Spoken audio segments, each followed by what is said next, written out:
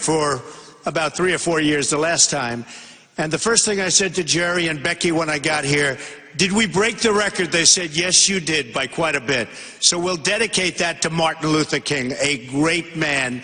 And that's a little bit of an achievement, I will tell you. It's an honor to be here. It's an amazing story what's gone on with Liberty University. I mean, when you think of all of the years, and the early years were not easy. I read a lot about it, and I've watched it. And Liberty University is like a rocket ship, a really great rocket ship. And what Jerry has done, and I knew his father a little bit, and I have to tell you, I knew his father a lot from the standpoint of what he did. And to be compared to his father, just a little bit, to be compared to his father is really an honor for me. So I want to thank Jerry for saying that. You know, it was very interesting because when other candidates, and everybody wants to come here. They don't have this kind of a crowd, but that's okay.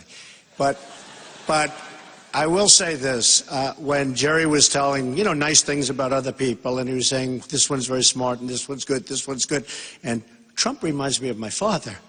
I said, that's the best compliment of all. That's much better than any of the other people got. So I was extremely happy about that, I will tell you. And you should be very proud to be here. You're going to have amazing futures. You're going to have just absolutely amazing futures. We had a debate recently, and the debate, who watched the debate? Everybody? Very political place, okay? But it was an amazing evening for me, and we did fine, we did well. And the polls came out right after that, and we keep going up, and we're so happy. And I'm not going to go over the polls. Somebody said, why do you always discuss the polls? One of the people I'm running against. Why do you always? Now, he's in 7th place, I'm in 1st place. I said, when you're in 1st place, you discuss polls. It's true. When you're in 1st place, you discuss polls. But so many things have happened, and now they just keep coming out, and we go up and up and up, and we hit 42 last week, 42%. That's with 14 or 15 people. You know, they're dropping out rapidly.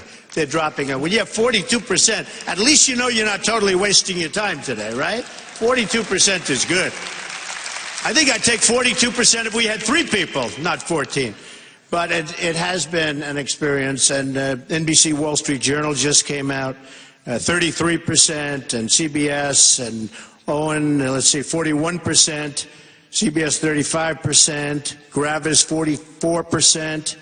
We're really doing good. So I'm not going to bother you. I will tell you, in South Carolina, we're at 35%, way, way, way above anybody else. And in Iowa, CNN we're at 33 to 20. So we're way up, and actually some other polls. Actually, the closest is Iowa, and I love Iowa. And I'm going there right after this, going up to New Hampshire, I'm going to Iowa, because I want to win Iowa. Everyone says, don't say that. Don't say you're going to win. Just say you're going to do well. That's the closest. But I can't do that. You know, the safe way is to say, oh, I think I'm going to do well. I want to win Iowa. Let's see. We've done great. We've done great with the evangelicals. The evangelicals have been amazing. The Tea Party has been amazing, and we're doing really well there. So we'll see what happens, but we're going to give it our best, and I think we could really surprise a lot of people by winning Iowa, and then we're just going to clean the table. We're going to go through New Hampshire, through South Carolina, where we were this weekend. It was amazing. We're going to go right through the whole group, and I think we can do really something special. And we're going to protect Christianity, and I can say that. I don't have to be politically correct. We're going to protect it, you know? And I asked Jerry and I asked some of the folks, because I hear this is a major theme right here, but 2 Corinthians, right? 2 Corinthians 3:17, that's the whole ball game. Where the Spirit of the Lord, right? Where the Spirit of the Lord is, there is liberty. And here there is Liberty College, but Liberty University. But it is so true. You know, when you think, and that's really, is that the one? Is that the one you like? I think that's the one you like, because I loved it. And it's so representative of what's taken place. But we are going to protect Christianity. And if you look what's going on throughout the world, you look at Syria, where if you're Christian, they're chopping off heads. You look at the different places, and Christianity, it's under siege. I'm a Protestant. I'm very proud of it. Presbyterian, to be exact. But I'm very proud of it. Very, very proud of it. And we've got to protect, because bad things are happening. Very bad things are happening. And we don't, I don't know what it is, we don't band together. Maybe other religions, frankly, they're banding together and they're using it. Here we have, if you look at this country, it's got to be 70%, 75%, some people say even more, the power we have. Somehow we have to unify, we have to band together, we have to do really, in a really large version, what they've done at Liberty, because Liberty University has done that. You've band together, you've created one of the great universities, colleges, anywhere in the country, anywhere in the world, and that's what our country has to do, that around Christianity. So get together, folks, and let's do it, because we can do it.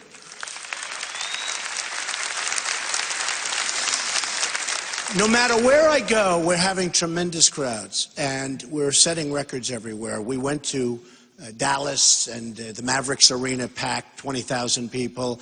Oklahoma, 20,000 people. Mobile, Alabama, 35,000 people. No matter where we go, it's only even here, I understand you have rooms all over with the various equipment to show on the screens. You have a much better location than they do, but I won't tell them that. We're just going to cut that off. But you have rooms all over with the media equipment, and no matter where we go, because I will tell you, this is a movement. There's a movement going on. We want to take our country back. Our country is disappearing. You look at the kind of deals we make. You look at what's happening. Our country is going in the wrong direction, and so wrong, and it's got to be stopped, and it's got to be stopped fast. We can't go another 4 years. I know that maybe Hillary will be here, and if she is, you can play this back. We can't have another 4 years of Barack Obama. We can't have another 4 years of Hillary Clinton.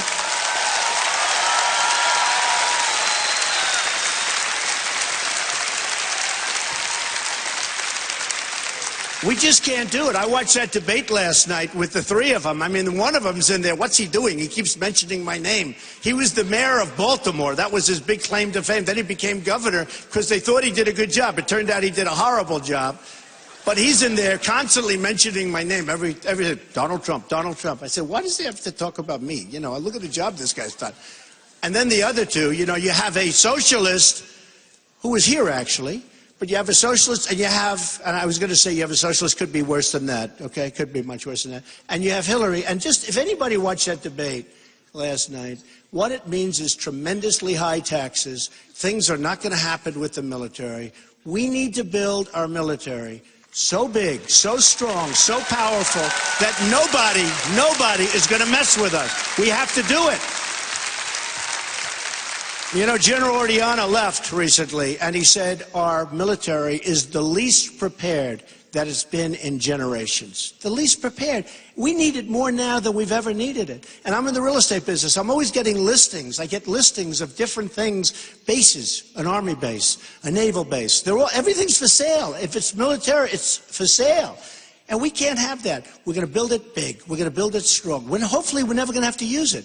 You know, we're going to make it so strong nobody's going to want to mess. That's really what we have to do. And in the end, that's cheaper than this nonsense we're doing right now where nobody respects us. They're laughing at us. We don't know what we're doing. We can't beat ISIS. And I see it on television. These generals, they get up and they talk on television. They're being interviewed. I don't want generals to be interviewed. One of the generals just recently, well, what do you think of the ISIS threat? And, oh, they're very tough. Well, can we beat them?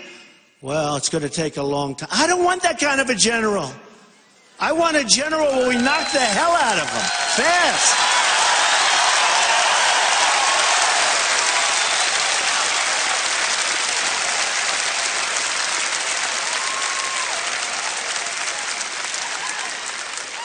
And my generals, by the way, they're not going on television, okay? So the enemy can learn all about it. Oh, well, then we attack. How about President Obama recently? We're sending 50 people over there, our finest. What does he have to say that for? Why does he say it? They have a target on their back. They are looking for those 50 people. They're looking for those 50 people right now, more than any other people. What does he have to say it? Why can't he just do it and not talk about it, right? Why can't he do it and not talk about it? When the war in Iraq started, I was very opposed to it, I have to tell you. And I came out, and it was very strong that I was opposed to it. Now I get, you know, I used to take a little a little heat on that, but now I get a lot of credit for it. But in 2003, 2004, I said, if you do that, you're going to destabilize the Middle East. It's going to be a disaster. One or the other, whoever we're going to knock out, because we can knock them out pretty easily, is going to take over. The one that's not knocked out is going to take over. So we knock out Iraq. Iran is taking over the Middle East. We have totally destabilized the Middle East. And I said this in 2004. We have totally destabilized the Middle East. It's a disaster. And you look at this new Iran deal, which took forever to get done. You look at how bad it is and how one-sided it is. You look at how one-sided this deal is. And yesterday I heard we're getting our hostages back. Some people call them prisoners. Some people call them hostages. I don't care. So we're getting them back. And then I heard, well, wait a minute. We're paying a big price. They're getting 7 back. We're getting actually 4. You know, they say 5, but the other one they can't find, he's in Iran. I tell you what, that's another thing we're going to be looking into. And we're getting 4 back. They're getting 7. They're getting 14 off of the Interpol watch list. These are real bad customers. They're getting all sorts of advantages, including free market oil. They're getting unbelievable advantages. They're going to be an immensely wealthy country and a wealthy terror country, and they're getting $150 billion. So when our sailors were captured last week, I said that's one of the saddest things that I've seen, when those young people were on their hands and knees in a begging position with their hands up and thugs behind them with guns, and then we talk like it's okay. It's not okay. It's lack of respect. We can't let that happen to this country. It's lack of respect. And we're not going to let it happen to this country. We're going to be strong. We're going to be vigilant. We're going to have powerful borders and strong borders. And look what just happened this morning. I don't know, for any of you that have been seeing the news or reading the news, 3 people have just been kidnapped in Iraq because they see, what the heck, we pay $150 billion for 4 people, 3 people just this morning, and this is going to take place all over. They should have come back as part of the deal 3 years ago when they started talking about the deal. Not now. Not now. And what should have happened is our representatives, first of all, we needed people that negotiate properly, not a guy like Kerry who doesn't have a clue. And we will have those people. I know those people. We will have those people. But when you look at what went on, our people, all you had to do is go in and say to the Persians, very good negotiators, great negotiators, legendary negotiators, they're known for it. They're sitting across the table. Fellas, and in this case it is all fellas, I hate to tell you to the women, they're behind the fact. They're a little behind the fact. They haven't figured out that women maybe in certain ways are much better than men, but I don't want to say that because I'll get myself in trouble with men. But they haven't figured this out yet, but that's okay. You say, fellas, we want our prisoners back. Got to have them back. Doesn't help you, helps us. We'll make a better deal. The United States, the people, they want them back. They're talking about them. We want our prisoners back. Got to give them back. They'll say no. And we'll say, that's okay. Don't worry about it. Bye-bye. Get up. Leave the room. Now you double up the sanctions. Within 48 hours, they will call and they'll say, we want our prisoners back. And here's your prisoners. And now you go in a second time. You don't mention this. You say, listen, the other thing I had to tell you, but I didn't want to tell you before we got our prisoners back. We're not going to give you any money. No money. We don't have it. We're a debtor nation. We owe $19 trillion. We're not going to give you any money. And you want to be nice. You don't want to put it in their face. Just say, look, we're a poor nation. We've been mismanaged. We've been misrun. We don't know what the hell we're doing. Right? Is that true or what?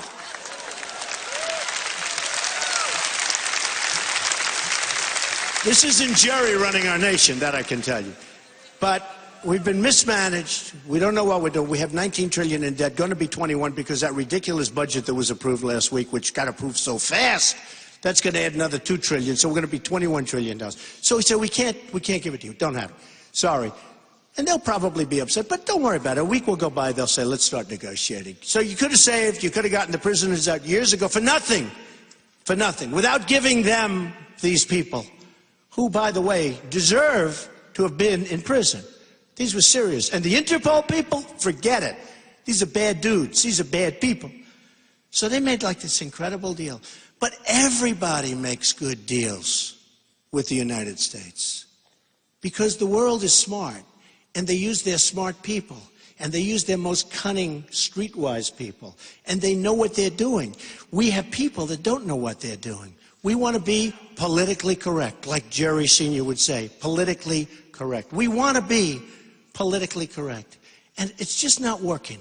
And I think one of the reasons that people are showing up for me, and the poll numbers are all showing up for me, it's not that I can't be. I went to a great school, Ivy League school, all of that stuff, did well, smart guy. I even had an uncle. You know, if you believe in genes, some do, some don't. But I had an uncle who was a professor at MIT for decades, a brilliant guy, Dr. John Trump.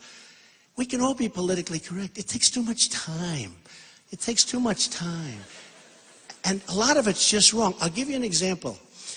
You go into a department store now, right? When was the last time you saw Merry Christmas? You don't see it anymore. They want to be politically correct. If I'm president, you're going to see Merry Christmas in department stores, believe me. Believe me.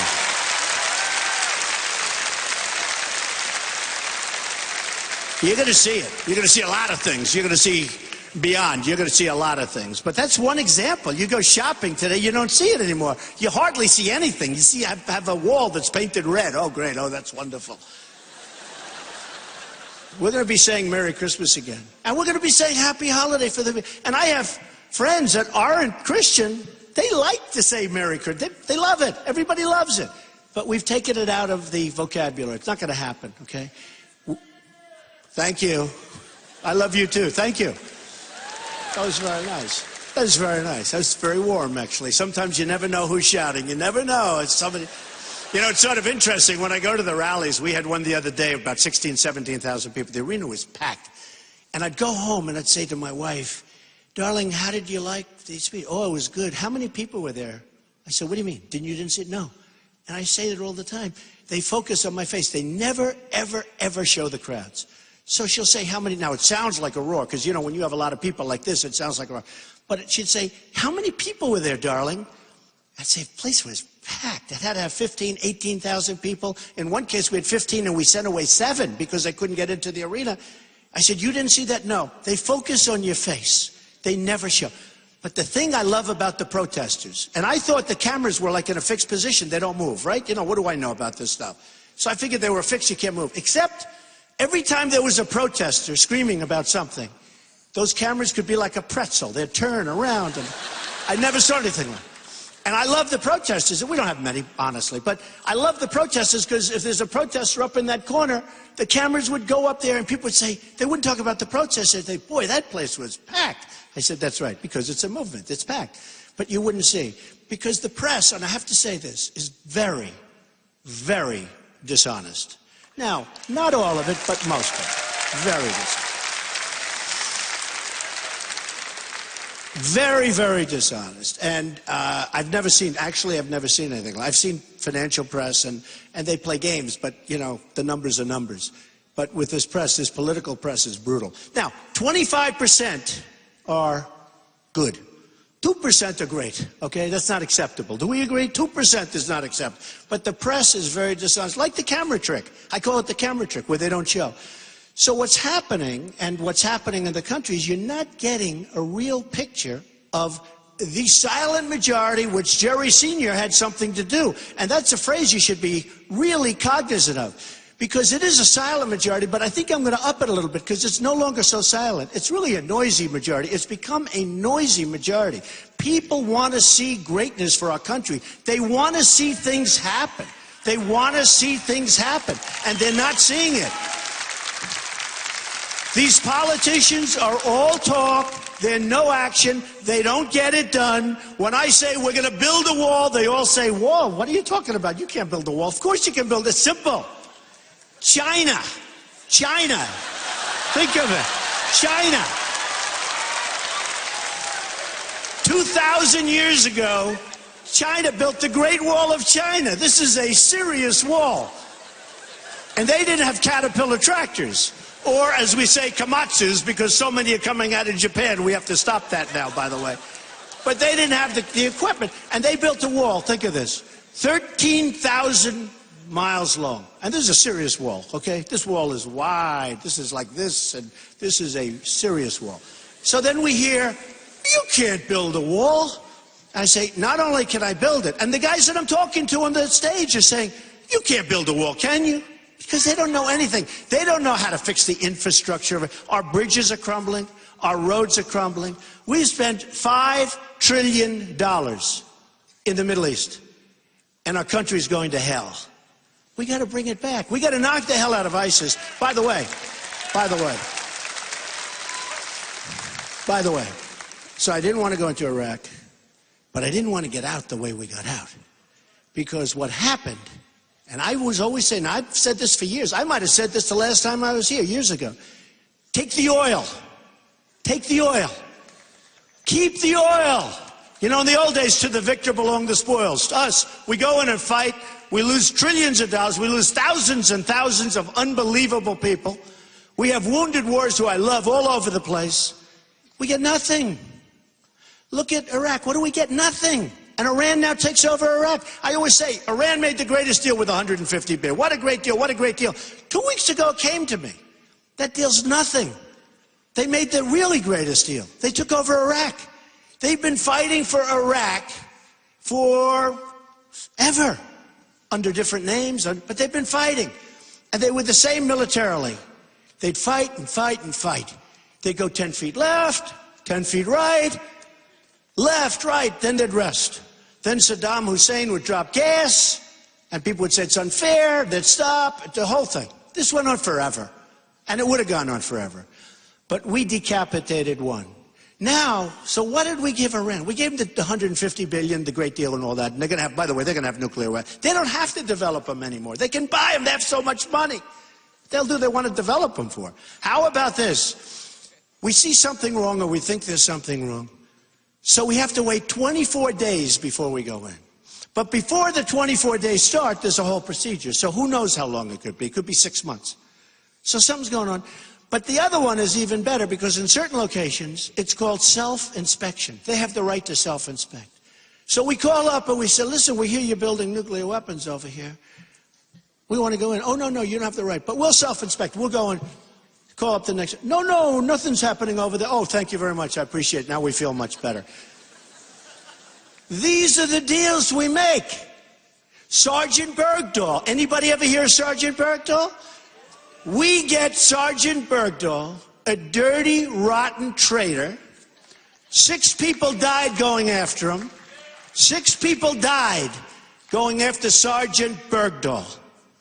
We get Bergdahl. They get 5 of the great killers that they've wanted for the last 9 years. So we get Bergdahl, a traitor, and we knew he was a traitor before the deal because they had a general and a colonel talking to the people that he was with. So we knew he was a traitor. Who would make deals like this? Who does it? Obama. Stand up. I like that. Boy, that was very good. That was good timing. Thank you. I love it. He's right. And I didn't want to say it because it's a little bit rough, but if he says it, that's okay.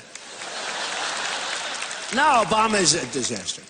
And take a look at our trade deals.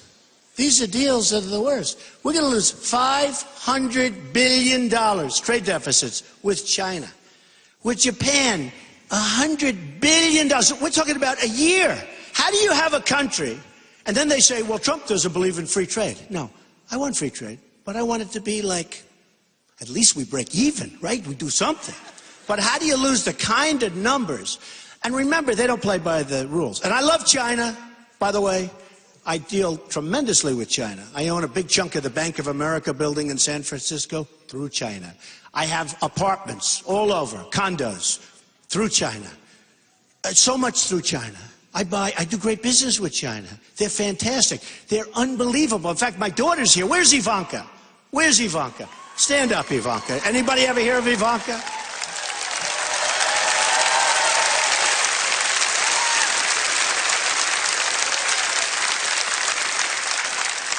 Ivanka deals with China all the time, and we deal with Mexico, and Mexico's great. I have great relationships with Mexico, with the Mexican people. I have thousands of people from Mexico and Hispanic people. These are great people. They're unbelievable. But their leaders are too smart for our leaders. They're too cunning for our leaders. And you look at what they're doing, not only in the border, but with trade. Nabisco from Chicago. No more Oreos, folks. Nabisco is they're moving their big plant from Chicago. They're moving it to Mexico. Ford is building a $2.5 billion plant in Mexico. It's not going to happen. I'm going to say, folks, we got to stop this. We're losing our jobs. We're losing our manufacturing jobs. I go to schools, and less so here because it's so good. I go to very good colleges, and I see students. And they're borrowed up to the neck, everything. The biggest problem is they graduate, they study, they work, they do well, they get good marks. They're really wonderful, they're proud of themselves. Then they come out, they can't get a job. We got to create jobs. We got to bring back the jobs from China. We got to bring back the jobs from Japan and all these countries that are ripping us off.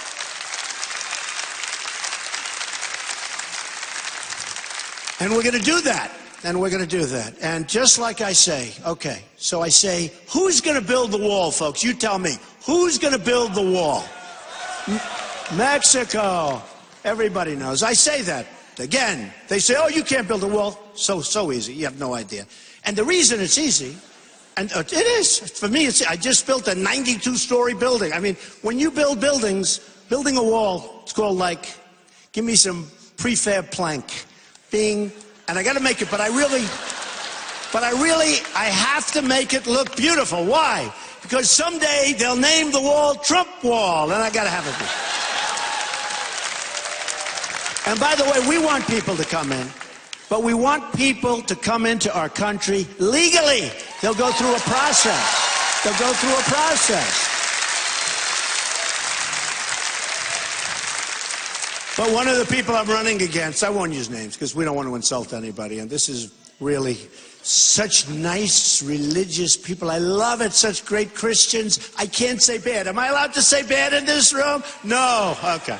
So here's the thing. I wouldn't say that. But the other day, for the first time I heard it, one of the folks said, we're going to build a wall. I said, what? What's going on? I just heard him say he's going to. Nobody said that before. So they're all coming my way, you know? They're all coming my way. The only problem is they don't know where to begin. They wouldn't know where to begin.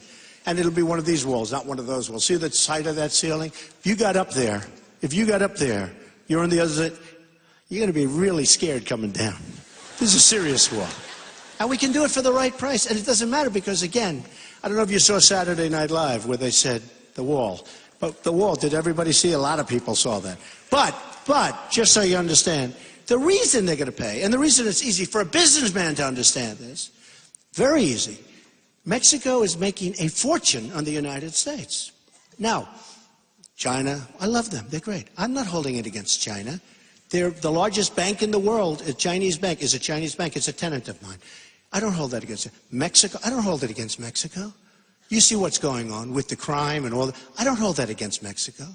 If they can get away with it, if their politicians can do it, I hold it against our very stupid leadership in this country. That's what I hold it against. I don't hold it against these other countries. I mean, if they can get away with it, let them do it. Well, I want to get away with things. I could go into story after story after story, and I used to use the word incompetence. But it's not strong enough, you know? And then I use the other word. You know the word I'm talking about, right? I use that word, and then they say he's plain-spoken. My education's too good to be called plain-spoken. I'm not that plain-spoken, you know? I wrote The Art of the Deal. I wrote many bestsellers like The Art of the Deal. Everybody read The Art. Who has read The Art of the Deal in this room? Everybody. I always say, a deep, deep second to the Bible. The Bible is the best, the Bible. The Bible blows it away. There's nothing like the Bible. But The Art of the Deal was about, in fact, there are a few of them right over there. But The Art of the Deal was the best-selling business book. And Obama didn't read it, and Kerry didn't read it. But we can do things with our country that will be so good. But I've always used that word, incompetent. They're incompetent. Now I don't care anymore. I don't care. Again, I'm not being funded by these guys from Wall Street that have, you know, they own, as Jerry, he called them puppets. It's true. I'm self-financing my own campaign. I'm not taking funds. Is that nice?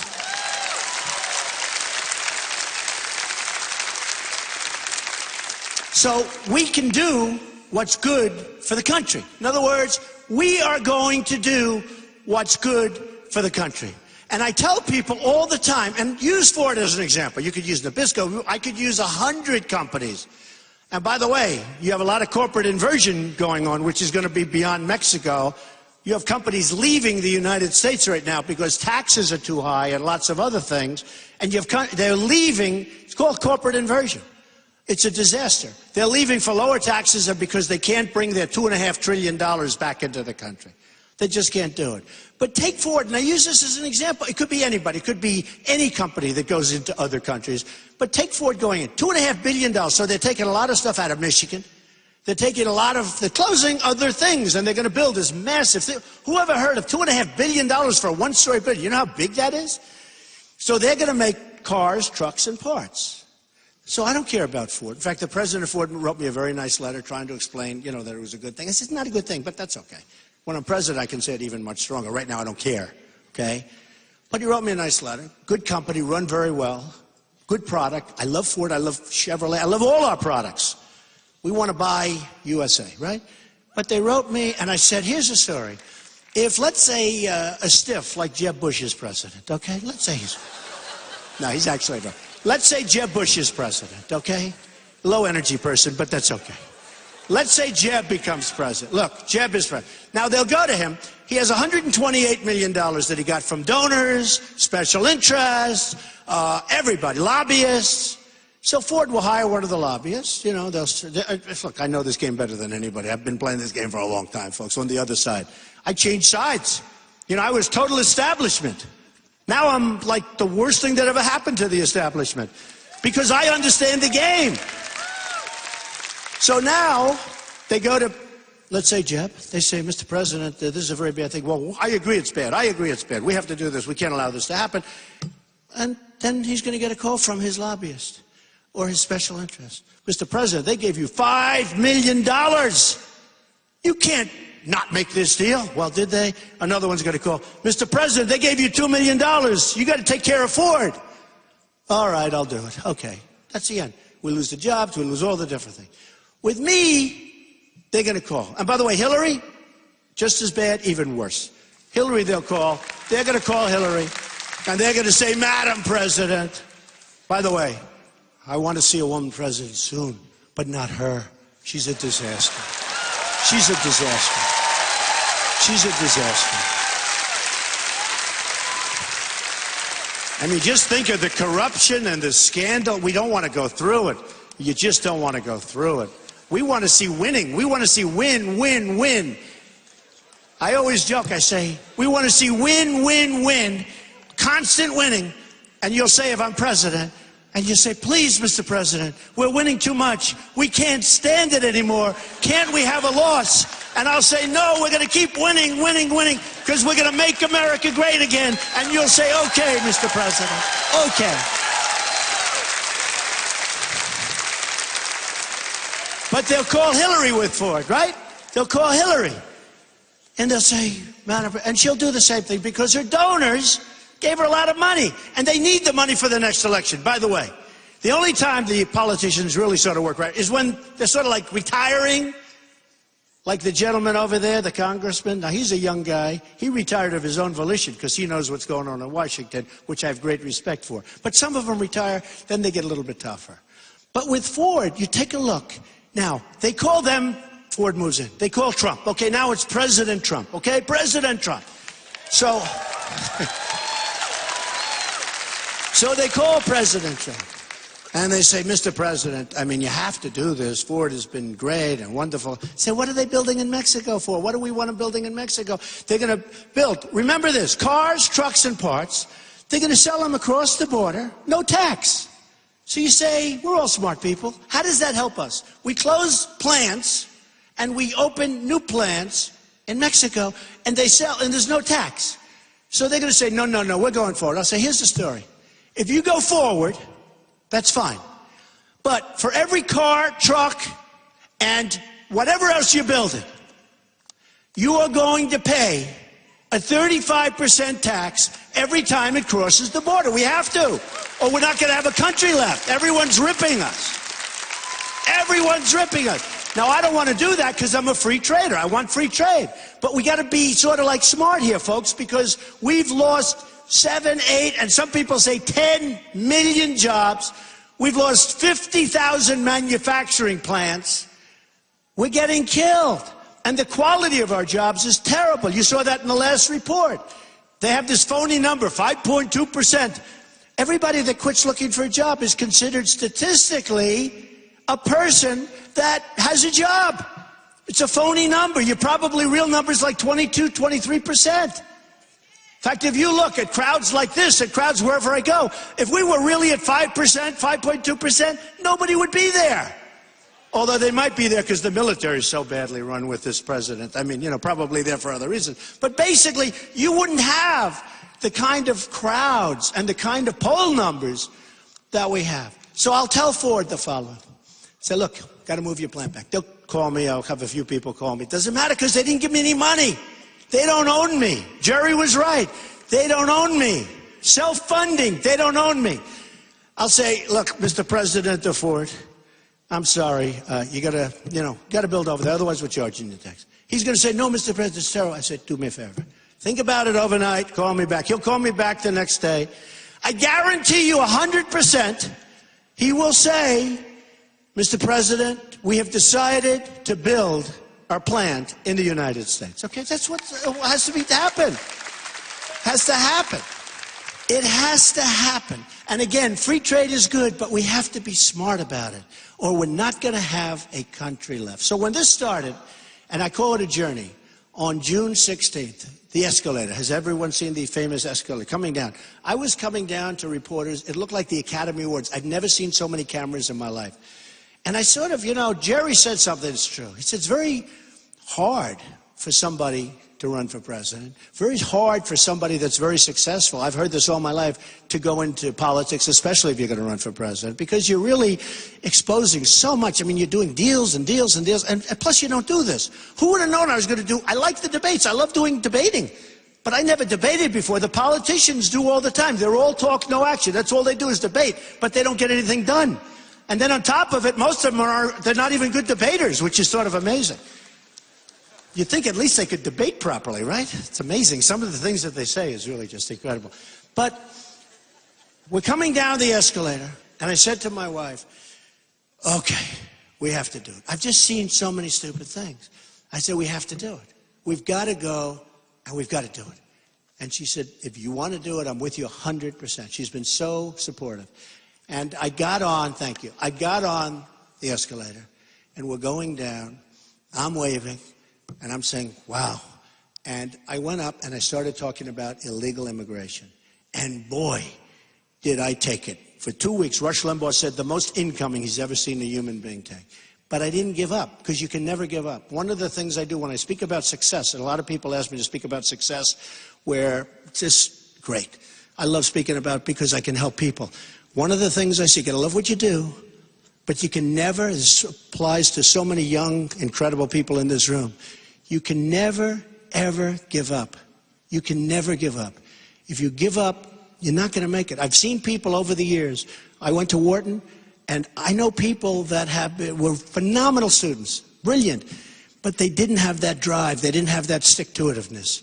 And they didn't make it like other guys that were not as good and not as smart, but they had tremendous drive. And those are the people that are running the country now. So you've really got to never, ever quit or give up. So I said, so important for Rome. I figured I'd get out of politics for at least 2 sentences, right? But it's so true. Just don't quit. And for you, always, always go into a field that you love. You got to love it. You got to love it. If you don't love it, you're not going to be successful. Even if people say, oh, you shouldn't, you got to love it. If you don't love what you do, you're never going to be successful. Oh, that's beautiful. Wow. I make you proud to be an American. Stand up. And did I ever meet you before? No. That's very nice. Thank you, man. Thank you. But we mean that. We mean it. That's very nice. So I took a lot of incoming, as Rush said, who's a great guy, tremendous incoming, and I stuck, and I even doubled down. And then all of a sudden you had tremendous stats coming out, which were terrible, but tremendous numbers. And you saw the kind of crime, and you saw the Kate in San Francisco, and you saw others, Jamil in Los Angeles, a woman, 65-year-old veteran, who was raped, sodomized, and killed by an illegal immigrant. And you saw the kind of horror that was going on, not only in terms of the border, not only in terms of coming in, not only in terms of drugs that are pouring across, drugs which are going to ruin the fabric of our country are pouring across the border, but also just in terms of the volume, the sheer volume. And then people started saying, you know, Trump is right. And I will say this. If I didn't talk about illegal immigration in my opening remarks, I don't even think you'd be talking about it today, and it's one of the most important things that anybody's talking about. One of the most important things. So, when it started out, I started talking about the different things. Common Core, very bad. You got to educate your children locally, okay? Very bad. Second Amendment, very good. We've got to have the right to protect ourselves. Very good. I mean, we have people, you know, the whole gun situation's under siege. Now they're talking about we want to give less bullets, we want to take bullets away, we want to, I mean, they are talking about you can't let it happen. By the way, in Paris, which has probably the toughest gun laws in the world, and France, had bullets been going the other way, you wouldn't have had 130 people killed and plenty more to follow who are so badly injured.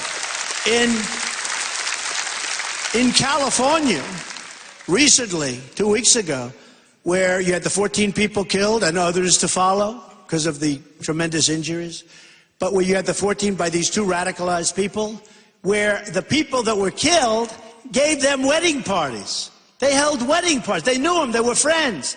They went in and they killed 14 people.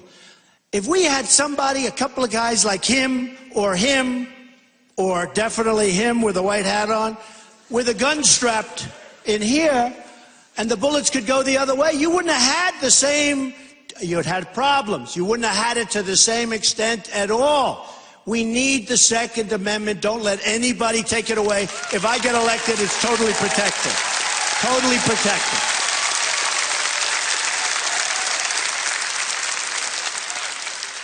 We have to do something, and these were the things I talked about. We have to do something about super PACs, because super PACs now are running the country, because they're running our politicians, and our politicians aren't doing what's right for all of us. We got to get rid of these super PACs. We want to have a clear vision of who's doing and what's being put up and who's putting it up. Got to get rid of super PACs. Really, really, really bad. So then with Paris, pretty much the start of Paris, all of a sudden Paris happened and my poll numbers went way up and I didn't know what happened. I said, why? And then CNN actually did a big poll and a big study.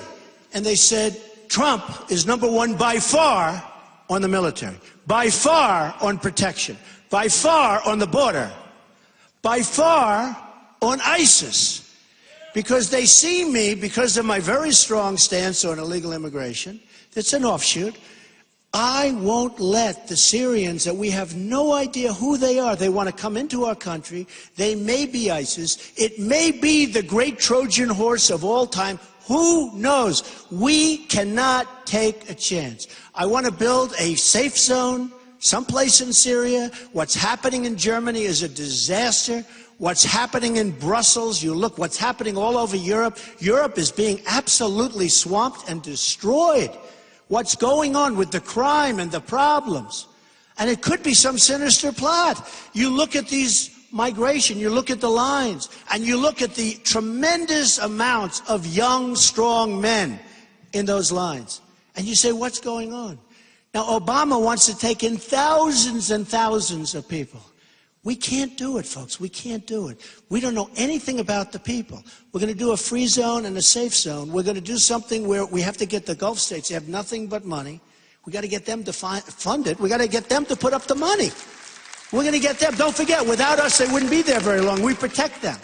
And with the military, by the way, we're protecting countries that are behemoths. We're protecting countries that are so rich so powerful, so incredible. South Korea, we protect South Korea. I have many friends, I have deals, I have buildings in South Korea.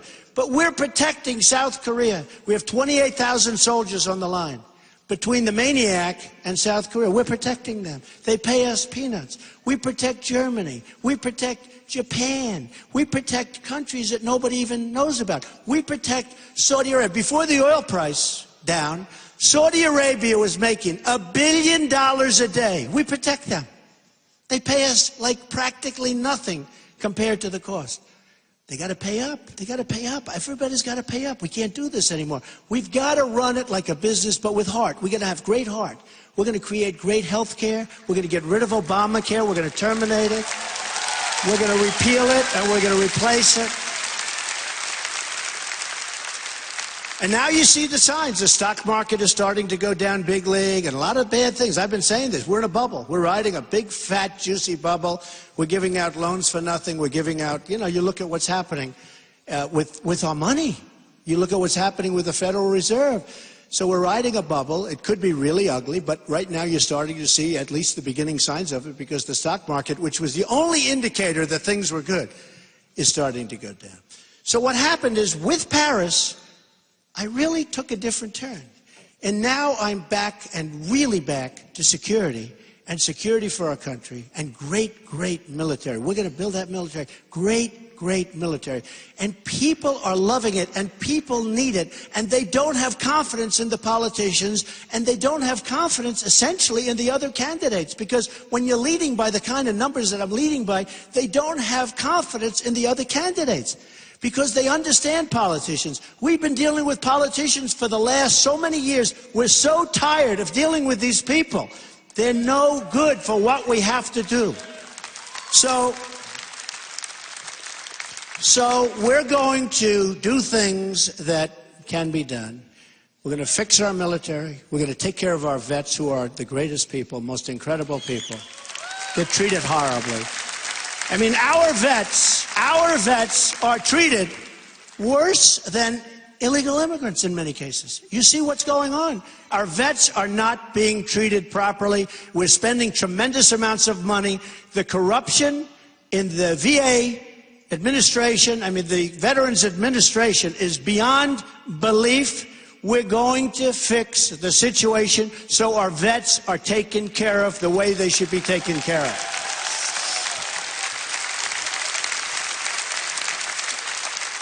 We're going to do all of these things, and we're going to create security. We're going to have great security. So in a nutshell, number one, it's an honor to be here again. It's an honor in terms of Martin Luther King to have broken the record. We're dedicating the record to the late, great Martin Luther King, okay? But it's an honor. And very simply, and I didn't used to say this, 2-3 weeks ago I wouldn't say it, but I think I can say it now, because I've seen so many people. We have such amazing people in this country. Smart, sharp, energetic, they're amazing. I was saying, make America great again. I actually think we can say now, and I really believe this, we're going to get things coming. We're going to get Apple to start building their damn computers and things in this country instead of in other countries. And I honestly think I can say, and I've said it for the last 2 weeks, and I mean it 100%, or I wouldn't say it, we're going to make America great again, greater than ever before, and we can do that, and we're going to win, and we're going to win a lot. I want to thank you. I want to thank Jerry and Becky and everybody. We love you all. You're a special school, a special university, and amazing people. Thank you, everybody. Thank you.